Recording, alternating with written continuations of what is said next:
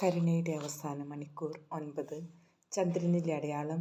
അടുത്ത അടയാളം ചന്ദ്രനാണ്. ചന്ദ്രൻ നിങ്ങളുടെ പരിശുദ്ധ അമ്മയുടെ സഭയുടെ അടയാളമാണ്. ഇപ്പോൾ നിങ്ങൾ കാണുന്നത് സഭയുടെ അന്ത്യനാളുകളാണ്. ഞാൻ അവളെ എങ്ങനെ സ്ഥാപിച്ചുവോ അവൾ അങ്ങനെ അല്ലാതായി തീർന്നു കഴിഞ്ഞു. അവൾ അഹന്തയിലേക്കും പൊങ്ങച്ചത്തിലേക്കും മാറിക്കഴിഞ്ഞു. കരുണയും സഹിഷ്ണുതയും അവശേഷിക്കുന്നില്ല. ചാരിത്രശുദ്ധി വിഷയാസക്തിക്കും അശുദ്ധിക്കും ധാർമ്മിക ഭ്രംശത്തിനും വഴിമാറിക്കഴിഞ്ഞു. സ്വഭാവ നൈർമല്യത്തിൻ്റെ തിളക്കം അസൂയയിലേക്കും ദുഷ്ടമനസ്ഥിതിയിലേക്കും മാറി. ആത്മസംയമനം ഭക്ഷണാസക്തിയിലേക്കും അത്യാഗ്രഹത്തിനും വഴിമാറി.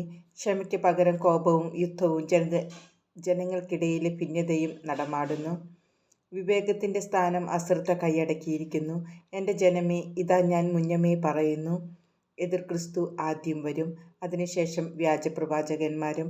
അവർ കഴിയുമെങ്കിൽ തിരഞ്ഞെടുക്കപ്പെട്ടവരെ പോലും വഴിതെറ്റിക്കാൻ പാകത്തിലുള്ള വലിയ അടയാളങ്ങളും അത്ഭുതങ്ങളും പ്രവർത്തിക്കും. ഈ ലോകത്തിലെ ജനങ്ങൾ ദൈവത്തിൻ്റെ മുമ്പിൽ കരങ്ങൾ നീട്ടുന്നതിന് പകരം ആഭിചാരവും ഭാവി ഫലപ്രവചനവും പോലെയുള്ള പിശാചിൻ്റെ പ്രവൃത്തികളെ ആശ്ലേഷിച്ചുകൊണ്ട് ദൈവത്തിനെതിരെ പാപം ചെയ്യുകയാൽ അവർ രക്ഷപ്പെടുകയില്ല. അതുകൊണ്ട് എല്ലാവരോടുമായി ഞാൻ പറയുന്നു, വഞ്ചിക്കപ്പെടാതിരിക്കുക.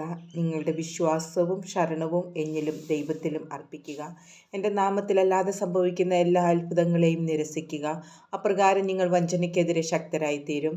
എൻ്റെ ഭവനം ഹോട്ടലും ഭക്ഷണശാലയും വ്യഭിചാര കേന്ദ്രവുമായി മാറിയിരിക്കുന്നു.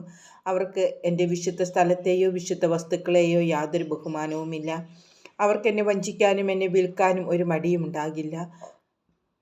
അവരുടെ ജീവിതം പിശാചിനാൽ അന്ധകാരമയമാക്കപ്പെട്ടതിനാൽ അവർ അനുതപിക്കാൻ വിസമ്മതിക്കുന്നു. പുറമേ നിന്ന് എന്നെ പീഡിപ്പിച്ചതിനു ശേഷം അവർ സഭയുടെ ഉള്ളിൽ നിന്ന് എന്നെ പീഡിപ്പിക്കാൻ തുടങ്ങും. ഞാൻ സ്ഥാപിച്ച ഈ സഭ പതുക്കെ പതുക്കെ ഇല്ലാതാവുന്നു. എന്നാൽ ഞാൻ സ്നേഹിക്കുന്ന ചിലർ അപ്പോഴും അവശേഷിക്കുന്നുണ്ട്.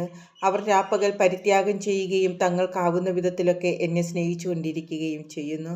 അതുകൊണ്ട് എൻ്റെ സഭ ഒരിക്കലും തളർന്നു പോകില്ല.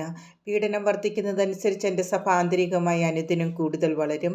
തങ്ങൾക്ക് സാധ്യമായ എല്ലാ മാർഗങ്ങളും സഭയുടെ ശത്രുക്കൾ ഉപയോഗിക്കുമെങ്കിലും ആർക്കും എൻ്റെ സഭയെ തകർക്കാനാകില്ല. അവർ അക്കാര്യത്തിൽ വിജയിക്കില്ല.